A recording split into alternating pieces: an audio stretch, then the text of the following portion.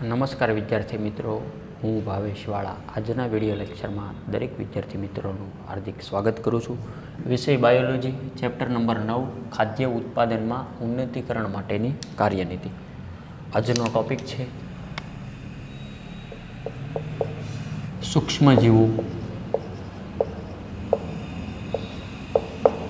પાકોને કઈ રીતે નુકસાન પહોંચાડે છે.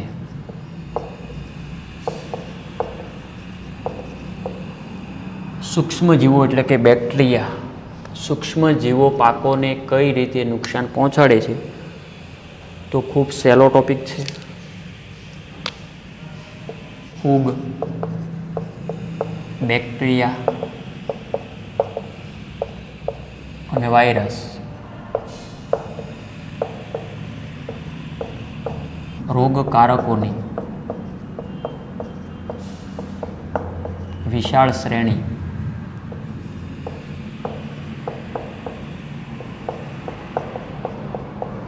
ખાસ કરીને ઉષ્ણકટિબંધના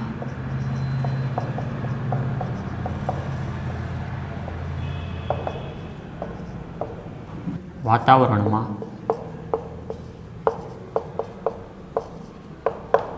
પાક જાતિઓના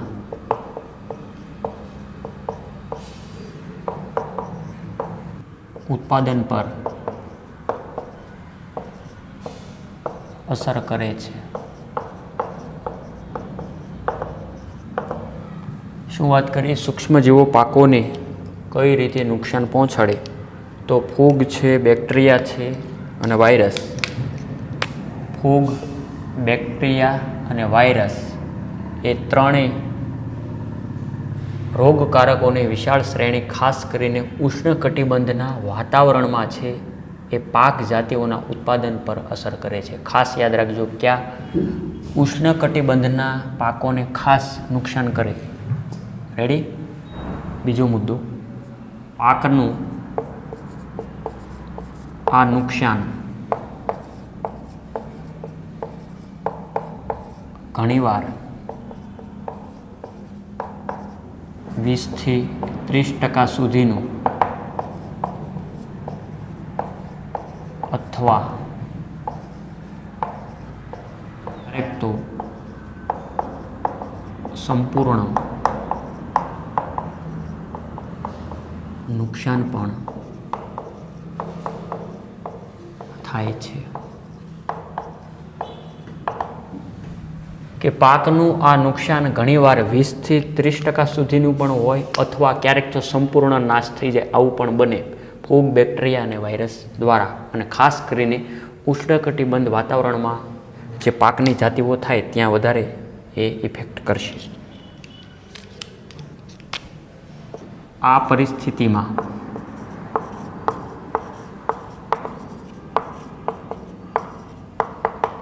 ખેતી વિષયક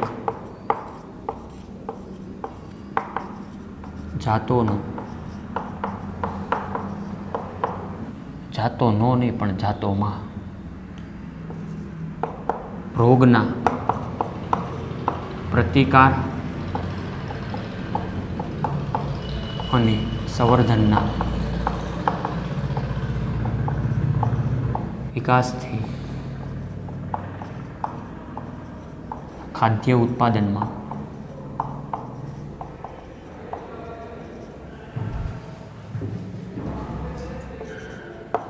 વધારો થાય છે. જે ફૂગનાશક અને જીવાણુનાશકના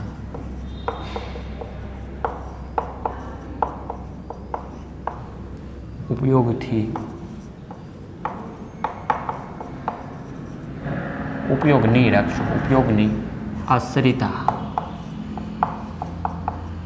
ઘટાડવામાં મદદ કરે છે.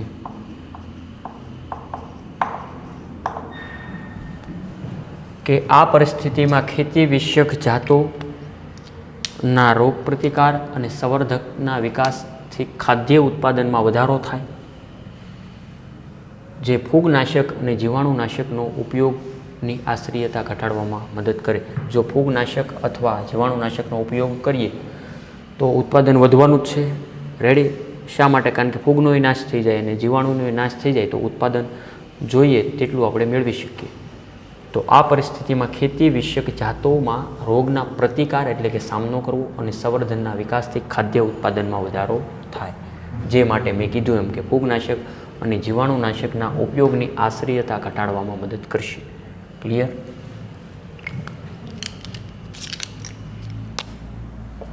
યજમાન વનસ્પતિનો પ્રતિકારક રોગ ઉત્પન્ન થવાથી રંગકારક ના અટકાવવાની ક્ષમતા છે અને તે યજમાન વનસ્પતિના જનીનિક બંધારણને આધારે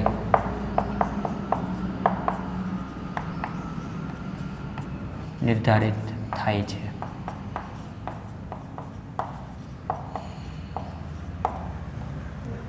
યજમાન વનસ્પતિનો પ્રતિકારક એ રોગ ઉત્પન્ન થવાથી, યજમાન વનસ્પતિ કોને કહેવાય એ તમને ખ્યાલ જ છે. પ્રતિકારક એ રોગ ઉત્પન્ન થવાથી રંગકારકના અટકાવવાની ક્ષમતા છે. યજમાન વનસ્પતિનો પ્રતિકારક એ રોગ ઉત્પન્ન થવાથી શું થાય? રંગકારકના અટકાવવાની ક્ષમતા છે અને તે યજમાન વનસ્પતિના જનીનિક બંધારણને આધારે નિર્ધારિત થાય. સંવર્ધનની પ્રક્રિયા અપનાવતા પહેલા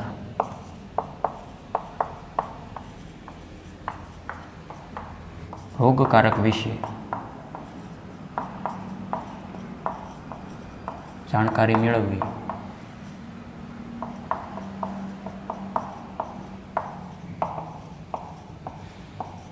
તેમજ તેમના પ્રસારની ક્રિયાવિધિ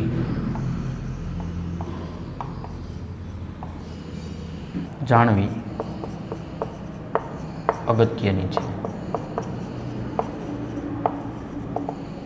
સંવર્ધનની પ્રક્રિયા અપનાવતા પહેલાં રોગકારક વિશે જાણકારી મેળવવી તે તો જરૂરી જ હોય ને. તેમજ તેમના પ્રસારની ક્રિયાવિધિ જાણવી એ પણ અગત્યની છે. અને લાસ્ટ મુદ્દો, ફૂગ દ્વારા થતા કેટલાક રોગો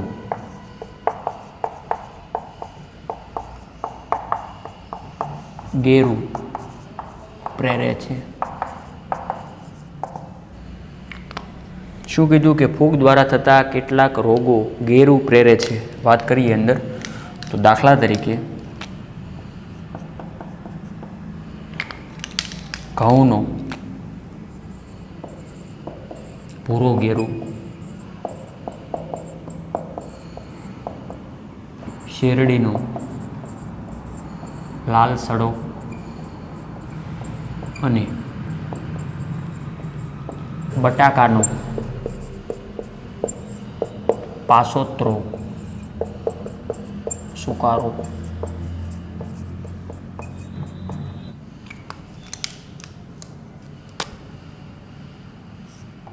તેમજ બેક્ટેરિયા દ્વારા થતું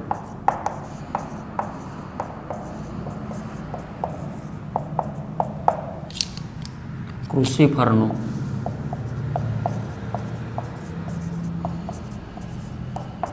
કાળો ગેરુ,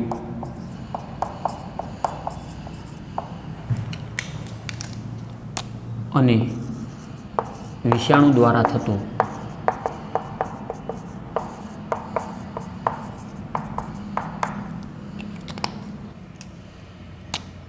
તમાકુનું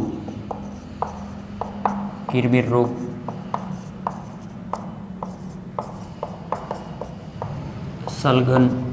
સલગમનો કિરમિર રોગ,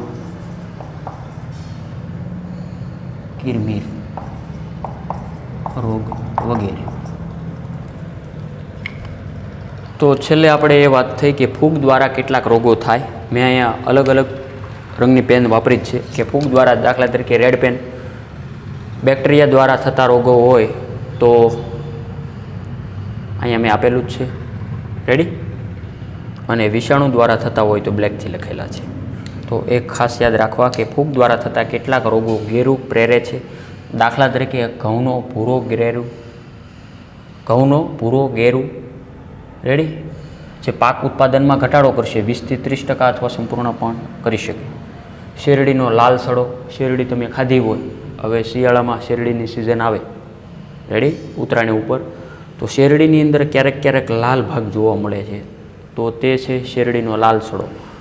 અને બટાટાનો પાસોતરો સુકારો, બટાટા સુકાઈ જશે જમીનમાં, રેડી, કે કોઈ પણ કારણોસર શું કહેવાય કે ફૂગનું ઇન્ફેક્શન લાગે, જેથી બટાટાનો વિકાસ અટકી જાય અને તે મૃત થાય, આવું કંઈક. તેમજ બેક્ટેરિયા દ્વારા થતો ક્રુસિફરનો કાળો ગેરુ અને વિષાણુ દ્વારા થતો તમાકુનો કિરમિર રોગ, જે આગળના ધોરણ 11 સાયન્સની અંદર તમારે આવી ગયું, અને સલગમનો કિરમિર રોગ વગેરે.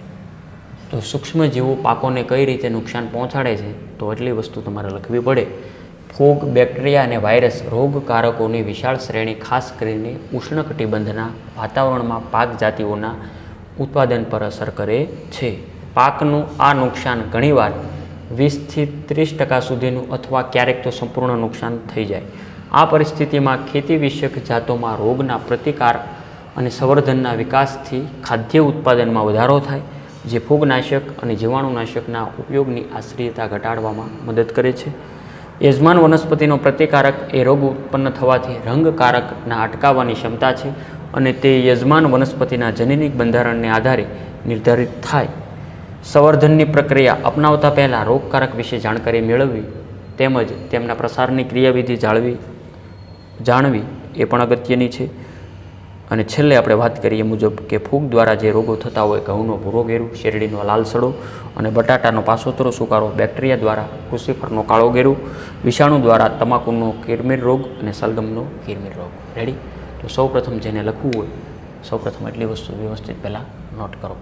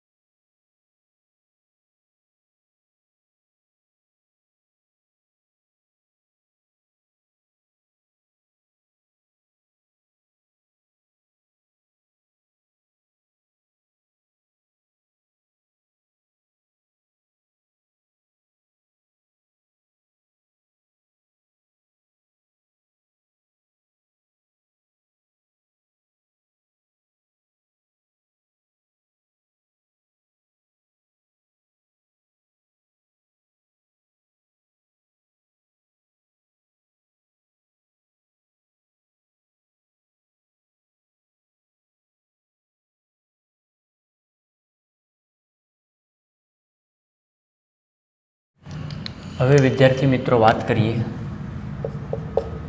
રોગ પ્રતિરોધકતા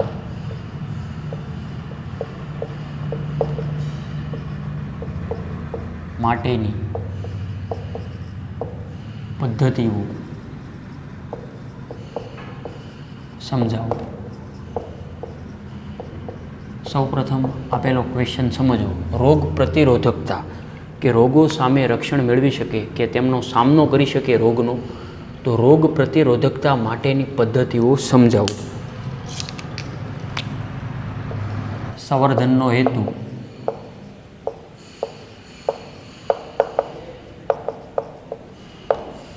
પરંપરાગત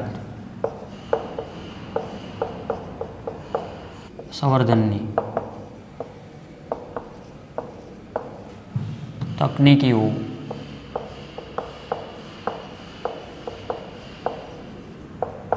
કે વિકૃત કે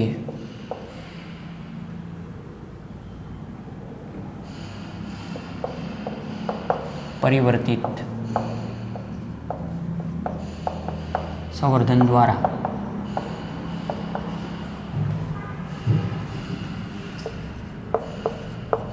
સિદ્ધ કરવામાં આવે છે.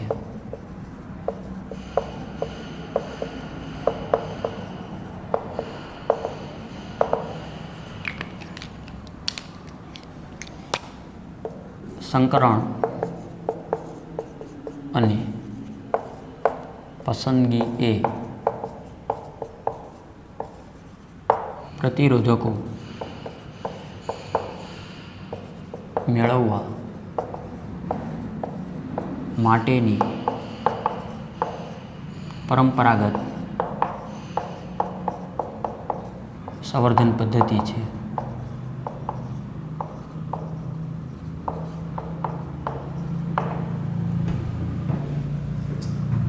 તેના માટેના તબક્કાઓ અને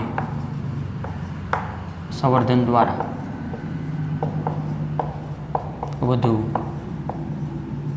ઉત્પાદન મેળવવા જેવા અન્ય કોઈ પણ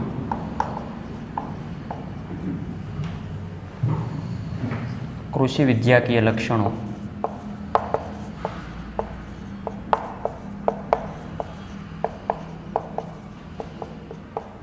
માટેના તબક્કાઓ આવશ્યક રીતે સમાન છે.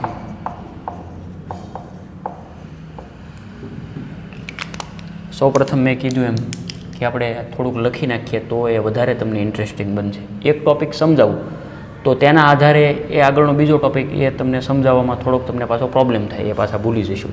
એના માટે આપણે થોડુંક પહેલાં લખી નાખીએ અને ત્યારબાદ સ્લો મોશનમાં સમજી લઈએ. આ તબક્કાઓના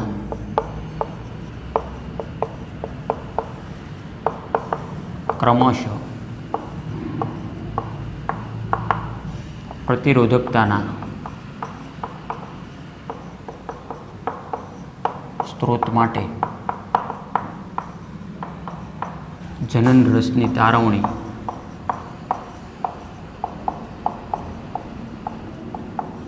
પસંદ કરેલ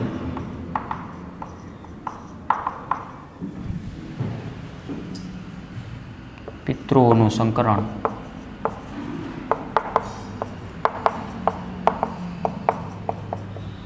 સંકર જાતોની પસંદગી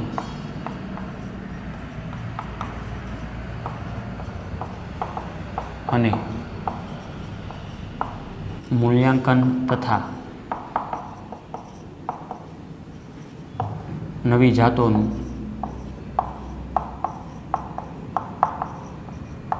પરીક્ષણ અને મુક્તિનો સમાવેશ થાય છે.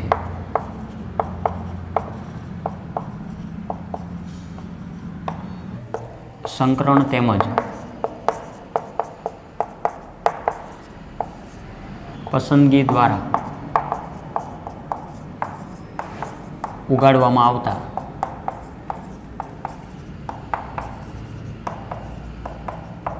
ફૂગ, બેક્ટેરિયા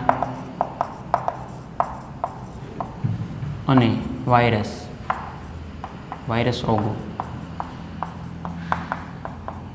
રોગો પ્રત્યે વાયરસ વગેરે રોગો પ્રત્યે પ્રતિરોધક અને બહાર પાડવામાં આવેલ પાકની વિવિધ જાતો જોવા મળે છે.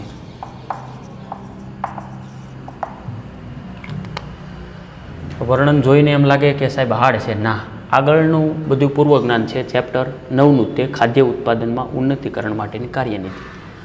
રોગ પ્રતિરોધકતા માટેની પદ્ધતિ એટલે કે વનસ્પતિની રોગ પ્રતિકારક શક્તિ વધારવા માટેની બધી અહીંયા ટેકનિક આપેલી છે.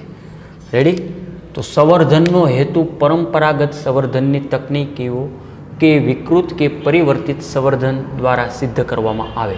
જો કોઈ વિકૃતિ આવે તો પણ એ જાતિ કદાચ સારી થઈ જાય અથવા તેનાથી વધારે બેકાર થઈ જાય, આવું પણ બની શકે. અથવા પરિવર્તન આવે એટલે કે પરિવર્તિત સંવર્ધન દ્વારા સિદ્ધ કરવામાં આવે. શું? રોગ પ્રતિરોધકતા માટેની પદ્ધતિઓ. સંકરણ એ બધું શું કહેવાય? એ બધું આગળ આવી ગયું. સંકરણ અને પસંદગી એ પ્રતિરોધકો મેળવવા માટેની પરંપરાગત સંવર્ધન પદ્ધતિ છે. જે આગળના લેક્ચર મુજબ જે કંઈ જોયું હતું એ બધા સ્ટેપ આવે છે કે તેના માટેના તબક્કાઓ અને સંવર્ધન દ્વારા વધુ ઉત્પાદન મેળવવા જેવા અન્ય કોઈ પણ કૃષિ વિદ્યાકીય લક્ષણો માટેના તબક્કાઓ આવશ્યક રીતે સમાન છે. મેં કીધું હતું એમ કે આગળના લેક્ચર મુજબ કે આ તબક્કાઓના ક્રમશઃ પ્રતિરોધકતાના સ્ત્રોત માટે જનન રસની તારવણી એટલે કે એકત્રીકરણ, પસંદ કરેલ પિતૃઓનું સંકરણ, સંકર જાતોની પસંદગી, મૂલ્યાંકન અને નવી જાતોનું પરીક્ષણ અને મુક્તિ અને છેલ્લે વ્યાપારીકરણનો સમાવેશ હતો. આગળનો લેક્ચરનું નોલેજ યાદ કરો, સેમ ટુ સેમ બેઠે બેઠો. સંકરણ તેમજ પસંદગી દ્વારા ઉગાડવામાં આવેલ ફૂગ, બેક્ટેરિયા અને વાયરસ રોગો પ્રત્યે પ્રતિરોધક અને બહાર પાડવામાં આવેલ પાકની વિવિધ જાતો જોવા મળે.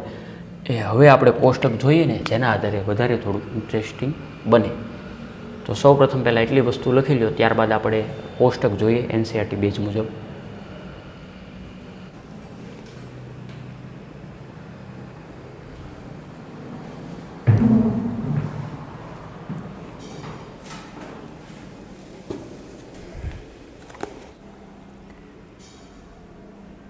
તો વિદ્યાર્થી મિત્રો, તમે એનસીઈઆરટી બુક્સ મુજબનું કોષ્ટક જોઈ શકો છો કે કોષ્ટક તો તેમાં પાક આપેલા છે, જાત આપેલી છે અને રોગ સામે પ્રતિરોધકતા. પાક ક્રોપ, જાત એટલે વેરાયટી, રોગ સામે પ્રતિરોધકતા રેઝિસ્ટન્સ ટુ ડિસીઝ. તો તેમાં પાક અલગ અલગ જે 5 પ્રકારના આપેલા છે: ઘઉં, રાઈ, ફ્લાવર, ચોળા અને મરચું. બ્રેકેટમાં ત્રાંસા અક્ષરમાં હોય તેનું વૈજ્ઞાનિક નામ છે. તો કે સાહેબ એટલું એવું નામ મેં કીધું એમ એ અધૂરું પણ હોઈ શકે. આગળ યાદ કરો, વૈજ્ઞાનિક નામકરણ માટેના નિયમો ચેપ્ટર 1 ધોરણ 11 સાયન્સ. તો સૌ પ્રથમ આવશે પ્રજાતિ, ત્યારબાદ જાતિ. અહીંયા અધૂરું નામ હશે, બરાબર. તો ઘઉં એટલે વીટ, રાઈ બ્રાસિકા, ફ્લાવર એટલે કોલીફ્લાવર, સોળા એટલે ઓપિયા, મરચું એટલે ચીલી. તો ઘઉંની જાત કઈ છે? હિમગીરી. હવે હું આડી લીટી વાંચું છું. ઘઉંની જાત હિમગીરી. તો રોગ સામે પ્રતિરોધકતા જે કેવી દર્શાવે? તો કે પર્ણ તથા કિનારીનો ગેરું એટલે કે હિલબન્ટ ઘઉંને થતો એક રોગ છે. પર્ણ તથા કિનારીનો ગેરું આવશે, બરાબર. આવશે નહીં એટલે આવા રોગો સામે રક્ષણ આપે કે પર્ણ તથા કિનારીનો ગેરું જો ઘઉંમાં થતું હોય તો હિમગીરી જાત દ્વારા એ દૂર કરી શકાય. ઓલરેડી તેના જનીન આ રીતે સેટ કરેલા હશે કે આવા રોગો સામે લડી શકે. બીજું, રાઈ. તો રાઈની જાત પૂષા સ્વર્ણિમ, સફેદ ગેરું સામે રોગ પ્રતિકારકતા ધરાવે છે. સફેદ ગેરું આજે પૂષા સ્વર્ણિમમાં ન આવે એમ. ફ્લાવરમાં તો કે પૂષા શ્રુભા. બીજું છે પૂષા સ્નોબોલ K1 અને પૂષા સ્લોબોન K1. જો કે એનું અંગ્રેજી નામ છે એની છે. વિદ્યાર્થી મિત્રો, તમે જોઈ શકો છો કે પૂષા શ્રુભા અને પૂષા સ્નોબોલ K1 આ બંને જે કાળો સડો અને ફૂગના કાળા સુકારાને વલન રોગ એટલે કે ઘેરો કાળો સડા માટે રક્ષણ આપે વનસ્પતિને. સોળા માટે જાત યાદ રાખવાની સૌ પ્રથમ છે પૂષા કોલમ, જે બેક્ટેરિયલ સુકારા સામે પ્રતિરોધકતા દર્શાવે. મરચું એટલે કે ચીલી, તો તેની જાત છે પૂષા સદાબહાર. સિલી મોઝેક વાયરસ, જેવી રીતે આગળ આવી ગયું TMV ટોબેકો મોઝેક વાયરસ. તો અહીંયા ચીલી એટલે CMV, રેડી. શોર્ટ નેમ બાજુમાં લખવું એટલે લખી નાખજો. અને ટોબેકો મોઝેક વાયરસ અને પર્ણવલન એની સામે રક્ષણ આપે છે. તો આ ખાસ યાદ રાખજો. કોષ્ટક નીટ માટે મોસ્ટ IMP છે. લખીને તૈયાર કરી રાખવું. પાક, જાત અને રોગ સામે પ્રતિરોધકતા. રોગ સામે પ્રતિરોધકતા. ક્લિયર? તો એકવાર શાંતિથી જોઈ લો.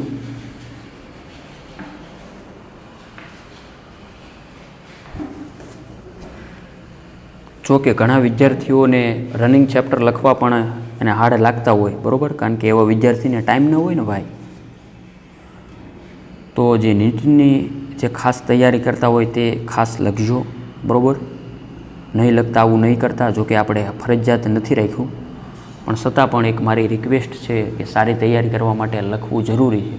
આગળના લેક્ચરમાં મેં તમને સમજાવ્યા એ મુજબ કે 7 વાર વાંચવું ને 1 વાર લખવું ઇક્વલ થઈ જશે, બરાબર. એટલે લખેલી તૈયારી હશે તો લાંબો સમય સુધી યાદ રહેશે.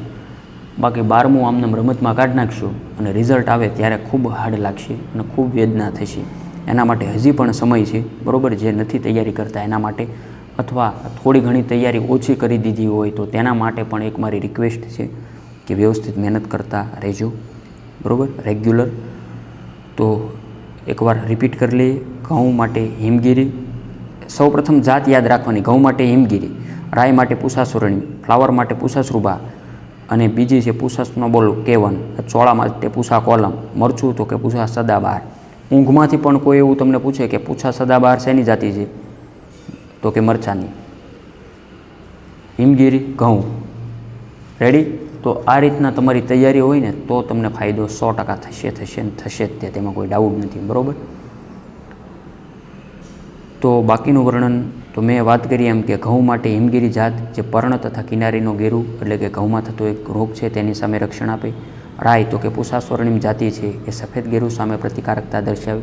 ફ્લાવરમાં પૂષા શ્રુભા અને પૂષા સ્નોબોલ K1 જે કાળો સડો અને ફૂગના કાળા સુકારાના વલણનો રોગ, બીજું ઘેરો કાળો સડો માટે પણ રક્ષણ આપે છે. ચોળાની જાતિ છે પૂછા કોલમ જે બેક્ટેરિયલ સુકારા સામે પ્રતિરોધકતા દર્શાવે. જ્યારે મરચું એટલે કે પૂછા સદાબહાર સિલિમોઝેઇક વાયરસ એટલે કે CMV અને ટોબેકો મોઝેઇક વાયરસ એટલે કે TMV. અને બીજું કે પર્ણ વલન, વનસ્પતિના પર્ણ વળી ગયા હોય કે જે કુંઠિત વૃદ્ધિ થઈ હોય આવું કંઈક, તો તેની સામે પણ પૂષા સદાબહાર રક્ષણ આપે છે. રેડી? તો ખાસ યાદ રાખજો કોષ્ટક. હવે થોડુંક બાકીનું વર્ણન બાકી છે, થોડુંક એવું, તો એક સ્લાઇડ સ્વરૂપે જોઈએ. તો જોઈએ નેક્સ્ટ તે સ્લાઇડ.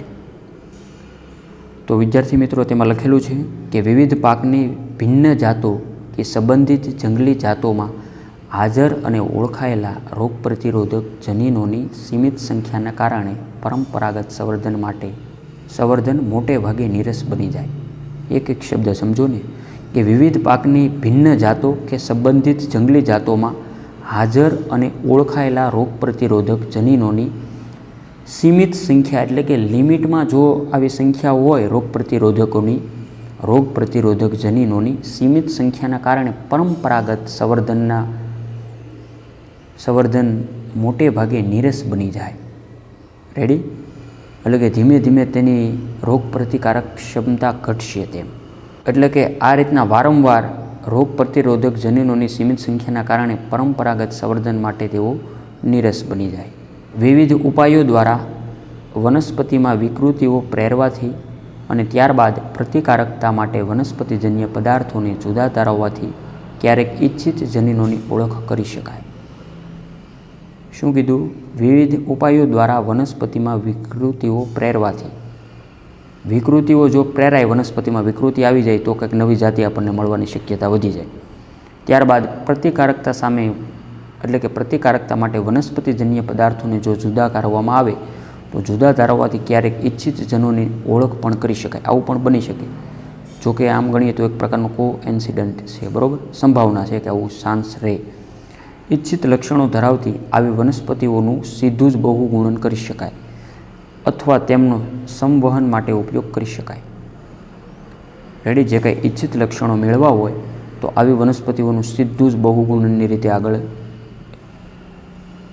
જે કંઈ એની પ્રોસેસ હોય તે મુજબ અથવા તેમનું સંવહન માટે ઉપયોગ કરી શકાય અથવા બીજી વનસ્પતિમાં પણ દાખલ કરી શકાય. તેમ સંવહનની અન્ય પદ્ધતિઓ જેનો ઉપયોગ કરવામાં આવે છે તેમાંથી સોમાક્લોનલ વેરિયન્ટ અને જેનેટિક એન્જિનિયરિંગ પૈકીની પસંદગી છે. રેડી? તો વર્ણન ખૂબ સહેલું છે. તો વિદ્યાર્થી મિત્રો ત્યારબાદ વધારે આપણે વિસ્તૃતમાં ઉત્પરિવર્તિત વિકૃતિ છે, બીજું કે કીટકો સામે પ્રતિકારકતાના વિકાસ માટે વનસ્પતિ સંવર્ધન છે. રેડી. હવે અહીંયા આપણે આગળ જે કોષ્ટકની અંદર જોઈએ, હમણાં આપણે આગળ જે કોષ્ટકમાં જોયું એમ કે ઘઉં, રાઈ, ફ્લાવર, ચોળા, મરચું વગેરેની જાત. હમણાં આપણે આગળ વિદ્યાર્થી મિત્રો જે કોષ્ટકમાં જોયું એ મુજબ ઘઉં, રાઈ, ફ્લાવર, ચોળા અને મરચામાં વિવિધ જાત રોગ સામે કેવી રીતે પ્રતિરોધકતા દર્શાવે. તો નેક્સ્ટ લેક્ચરની અંદર વિદ્યાર્થી મિત્રો રાઈ છે, ચપટા કઠોળ છે, ભીંડા છે, તો તેની જાત જે કીટકો સામે કેવી રીતે રક્ષણ મેળવે તો તે પણ એક આપણે કોષ્ટક સ્વરૂપે ડિસ્કસ કરશું. તો વિદ્યાર્થી મિત્રો આજનો વિડીયો લેક્ચર એટલે સુધી રાખીએ.